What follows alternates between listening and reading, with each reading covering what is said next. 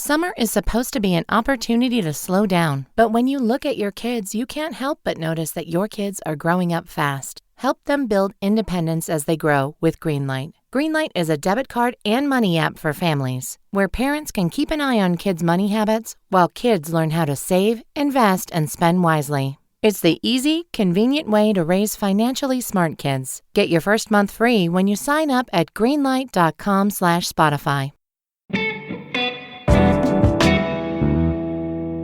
Hey y'all, CityCast DC host Bridget Todd here, and I'm just dropping in real quick to say, if you are enjoying what we do, please consider becoming a member. It is the best way that you can make sure we stick around so we can keep you updated on all things DC. Plus, there are great special perks, like we just launched a new members-only email. Every Monday, Hey DC and CityCast DC members get a curated list of the best upcoming events. Members also get ad-free listening and first dibs on live events, all for just $8 a month. Become a member today to support our show and enjoy the benefits of a CityCast DC membership. Okay, now on to today's episode. DC, with its notoriously small apartments, isn't always the easiest place to be a pet parent. Just ask our very own senior producer, Julia Karron, who just adopted a dog. So today on CityCast DC, Julia explains what you need to know before bringing home a furry friend of your own in the district.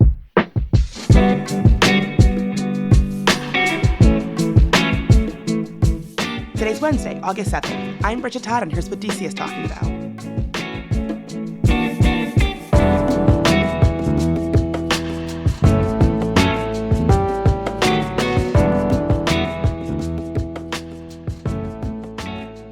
Okay, so Julia, you might know this about me, but I badly want a dog. It's something I think about a lot. Okay. And I understand that you just recently got a puppy. Not a puppy, a 3-year-old dog. But yes, I did just adopt a dog. So I feel like there are so many things to think about before you even start to think about adopting or getting a pet, particularly in DC. What are some of the important considerations that folks need to have top of mind before, confirming or clicking yes or whatever on that pet in DC? Yeah, so I think the first thing that you need to do is take a look at your living situation. In DC, I know a lot of us live in apartments. They're like 600 square feet. Maybe you live by yourself. Maybe you live with roommates. The first thing you should do is check your lease and see if your lease even allows pets. Because if it doesn't, you are SOL. You cannot adopt a pet. Also, what flavor of housing you have. Do you have an apartment, a condo building? Do you live in a townhouse? Do you live a little further out in the suburbs with like a huge yard? Because that can actually determine what kind of dog or cat or whatever you decide to adopt will do in that living area. So one of the reasons why I've kind of been hesitant to get my own dog is that I travel a ton and I work a ton. Mm-hmm. I keep kind of weird hours. And I wonder, would that even be fair to a poor dog living in my tiny apartment with me gone half the time? Is this something that you thought about before you decided to get a pet? Oh, yeah, I totally thought about it. Part of the reason I wanted to adopt a dog at this moment in time was I happen to work 4 out of 5 days from home. So I am seeing that dog basically 4 out of 5 days of the week. I'm not spending too much time away from it, so it can't get that separation anxiety. There were a lot of people who adopted pets during the pandemic, and they were working exclusively from home. And then when they had to go back to work 3 days a week, all these dogs have separation anxiety and got to be on doggy Prozac because they're like, oh my God, my owner's not here. So that was a factor into it. The other thing that I was thinking about was I know my parents are not pet people, and they specifically said, if you go on vacation somewhere to Europe for a week, we are not taking care of your dog for a week. We love you. We are not living with your dog. And so one of the considerations I had to factor in was, do I have friends who would make good dog sitters? Have they expressed interest in this? Is this something that they are willing to do? And for shorter trips, if I'm going to the beach or something, can I bring the dog with me? And the answer is yes. So yes, that was a big factor in my decision to get a dog. The Karens are like, we love you, but we don't love you that much. Not dog sitting much. Exactly. It's funny because Andy and Janet are pushovers for Sandy. They love their adopted godchild. It's great. So how do you think through what type of pet you might get? Like a dog versus a cat versus something more exotic? What should folks be thinking about there? I think you really need to take a look at your lifestyle and what really works for you. If you know that you are home a lot of the time or you have a big yard, that a dog can run around it, or like a backyard area, or you live near a dog park, or like you live near, like I live near Rock Creek Park, so I can take a dog on a jaunt there and it's totally fine. Dogs are great. If you're someone who is like away for like most of the day, maybe you're like a lawyer and you work like 80-hour weeks or something nuts. Maybe a cat is a little bit better for you because then the cat can entertain itself as long as you have barriers. Or like even like a hamster or like a bird. Like there are tons of options out there. I know dogs are like, at least for me, it was the one thing I wanted more than anything. I happen to be allergic to cats. So even though my life probably could be a little bit better served with a cat, my thinking was, yeah, you know what? I have the time and the money actually in this current scenario to get a dog. And also it depends on like the breed and the age. One thing I knew I didn't want was a puppy. I think they're cute. I think they're adorable, but it also would mean I would have to pay for potty training. I would have to pay to crate train the dog. I would have to pay for pee pads and toys and stuff like that. That takes a lot of time and commitment and money. Also, my landlord was like, I don't want anything destructive and I don't want a dog that pees everywhere. But you can't get a puppy anyways. So the housing determined that regardless. But I knew I wanted a dog in the like 1 to 3 year old range. I wanted a pretty mellow kind of dog that was like mostly happy to chill on the couch, but was down to exercise like maybe 2 hours a day. That is what I knew I was looking for. There was a lot of thought going to this. There was a whole spreadsheet. It was wild. Well, I know breed does make a difference. I have no idea if this is true, but I've heard, for instance, that paradoxically, Great Danes, even though they're kind of big, people say like, oh, they're kind of loungy, so it's actually fine to have them in an apartment. Oh, yeah. Did you really think through like the breed and the temperament of what might make a good dog for your DC lifestyle? Yeah. So I know one thing that I didn't want a dog that was too big. Again, my living situation, I'm in 600 square feet. And I think a lot of people in DC can be in 600 square feet. And so like a Great Dane might be a great apartment dog, but if you're only in 600 square feet, guess what? That Great Dane is going to take up a lot of your apartment space very quickly, no matter how lazy it is.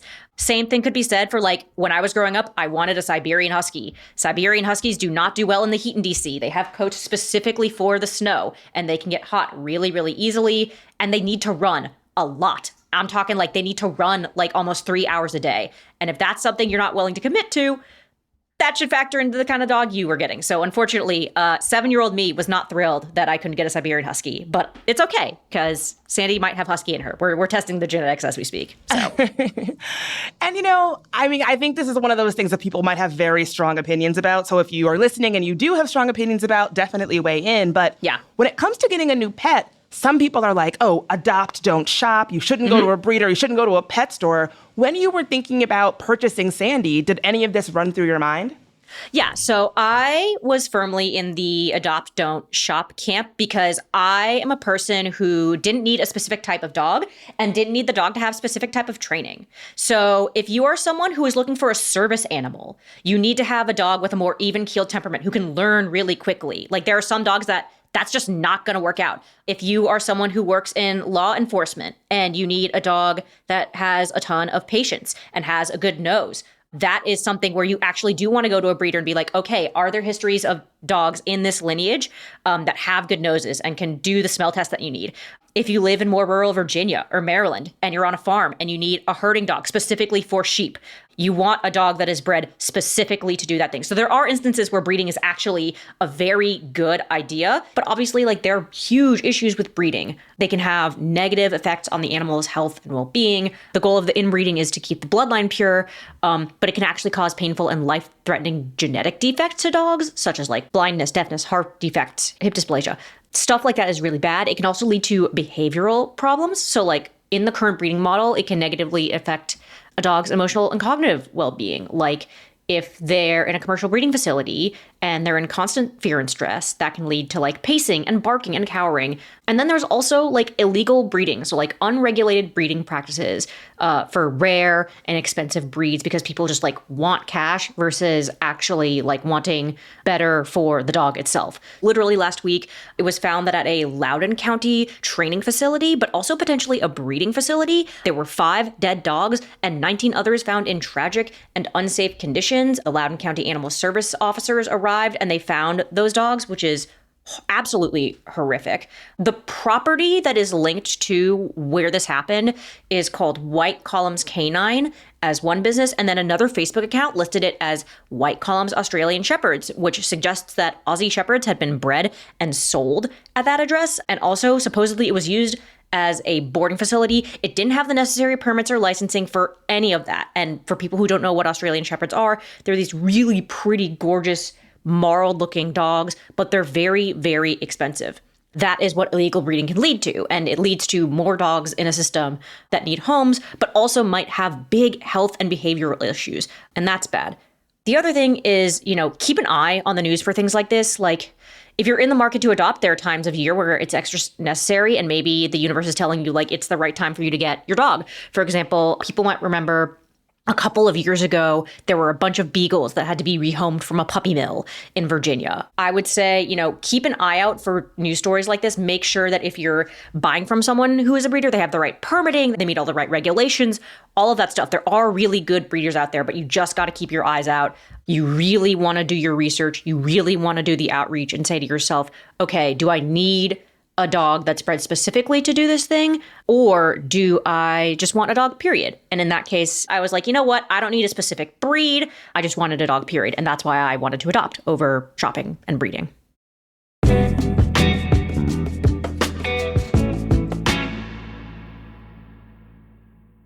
Summer's not over yet. Metropolitan Washington Restaurant Week brings the eats from August 12th through the 18th at hundreds of locations across the DMV, offering amazing 3-course menus for lunch and dinner and brunch. It's a great time to dine out at a favorite eatery or indulge your culinary curiosity and try something new. There's an awesome variety of cuisines to explore and menu options to fit all palates. Many locations are also offering cocktail and wine pairings to further elevate your dining experience.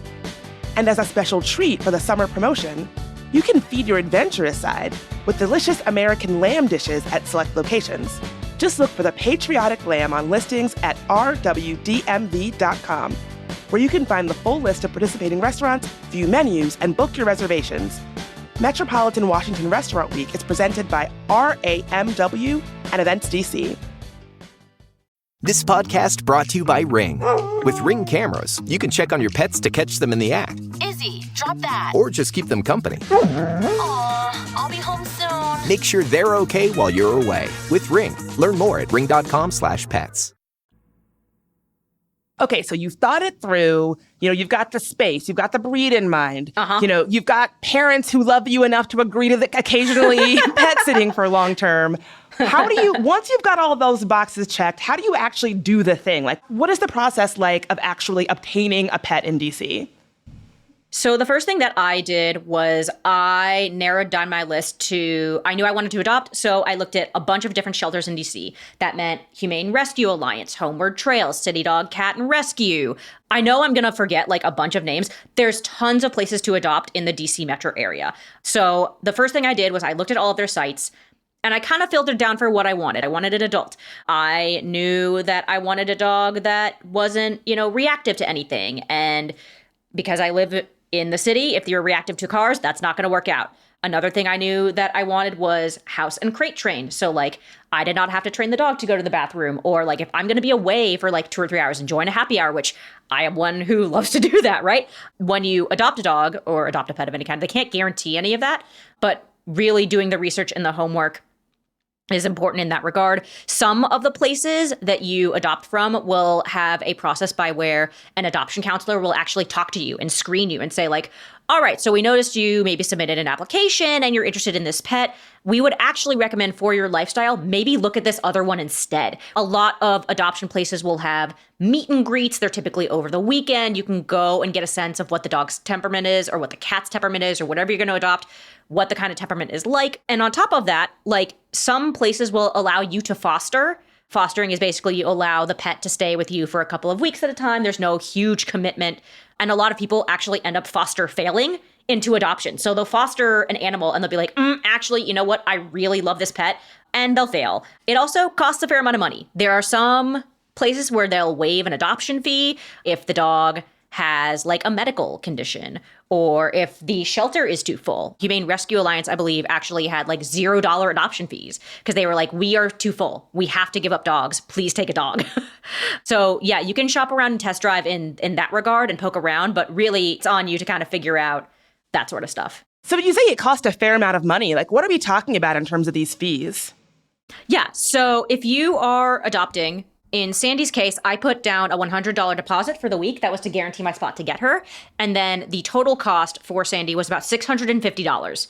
It is a commitment. And on top of that, pets generally are expensive. You have to feed them. You have to buy litter or poop bags or leashes or toys and all this other stuff. If you're not thinking like, okay, $3K, I can set that aside and have a pet, you should reconsider getting a pet because pets are expensive. $3K is not nothing. So that was something that I definitely thought about, was like, okay, like $3K a year, I can swing that. That is something that I can do. What did the screening process to get the dog look like? Did you feel like you were applying for a security clearance and they were like calling your neighbors and stuff? So a lot of places will actually ask for references. So I put down people that I had dog sat with before who were like, yes, like Julia, she was great with our dogs. She took them out to play, to pee, to poop, to do whatever. She hangs out with them. She's all good. So they will call references. But a lot of places will have a form that you specifically have to fill out that says, like, if you are incapable of taking care of the animal anymore, what will you do about it? Do you have plans in place for when you travel? Do you have a lifestyle that is conducive to the dog? They're basically trying to screen out, like, okay, some of these animals that we have here maybe aren't the best for you, which is actually really smart. On the flip side, can you screen the pet yourself? Sort of. There was a dog I was actually interested in before I met Sandy. Her name was Ruby. And I thought she was going to be like perfect. She knew a million commands. She was basically a couch potato. And I was like, oh, sick, perfect. But she was reactive to other humans and other dogs. And I took her on a couple walks. I took her around a walk in the neighborhood where her foster was. And she wasn't reactive at all. We didn't really see anybody. It was totally fine. And then we came to my neighborhood and we went out on a walk at like 5 p.m., peak of rush hour. Everyone's walking their dog and she kind of freaked out a little bit. And I was like, it's unfair to this dog to put them in this scenario where they're going to have to see a dog. And it's especially important because like people in DC in the springtime, like the dogs are out, baby. Like, and especially at 7 a.m., you know, people are going to have their dogs everywhere. And so it felt particularly unfair to this dog to be like, let me put you in a scenario where you're going to see dogs every day and you're going to be anxious and nervous. Like, that's not fair to the animal. It's not fair to you. And I wish that dog the best of luck. But it turned out like that was not the dog for me. And that's okay. So Sandy was the dog for you. What was it about Sandy that spoke to you so much? And when you were like, this is my dog. So I actually adopted her from Homeward Trails Rescue in Virginia. And I originally went there looking to adopt a different dog. Sandy was not even on my radar. And I had gone and I had poked around and I had spotted a couple of the dogs. And I was like, like a lot of them aren't feeling me, like they're not interested. And then my mom was actually with me. My mom, noted dog hater, was like, what about that one over there? And Sandy was just poking her head around, just sniffing around. And I was like, oh, like, I'm happy to meet her. At the time, her name was Margot. And Margot just walked up to me and was the chillest dog I have ever met. She didn't bark. She didn't lunge. She didn't leap. She just wagged her tail really affectionately and like tried to nuzzle up. And I was like, oh, like, you're very cute. And we took her on a walk around the neighborhood, around Homeward Trails. And again, chillest dog I had ever met. She wasn't yanking on her leash. She wasn't barking. She wasn't reactive. We crossed a couple of kids and the kids like wanted to go up and pet her. And she just sat there and was like, huh? And I was like, oh my God, this is it. It's happening. And I put down the deposit. I had a bit of a anxious break in the car because I was like, oh my God, it's happening. And then I adopted her. And that was that. And yeah, we're buds now. And the rest is dog history. Yup. So for first-time pet owners who are listening, do you have any recommendations of places that you can go with your pet here in DC? Most of the time, if you go somewhere that is outdoors, anything that's like water related, like a hike or like the tidal basin or Rock Creek Park or like Anacostia River, your dog is probably going to be allowed. Anywhere outdoors, probably fair game. Indoors, it's a little bit hotter. One thing that I have found is this website, Paws in the DMV, and it has this whole dog-friendly map of everywhere your dog is allowed, like indoors and outdoors. And it's just so convenient to be like, yes, like this is a thing where I don't have to put in any of the legwork or like call ahead. I can just be like, you know what? This is a place where I'm pretty sure I can bring my dog and it's all good. Well, Julia, I cannot wait to encounter you and Sandy out and about in one of these dog-friendly DC spots. I can't wait to make her paw acquaintance. That was terrible, but give me that. She'll be happy to meet you. Thanks for having me. And thanks for her wanting to meet Sandy. She's really excited. I'm excited too.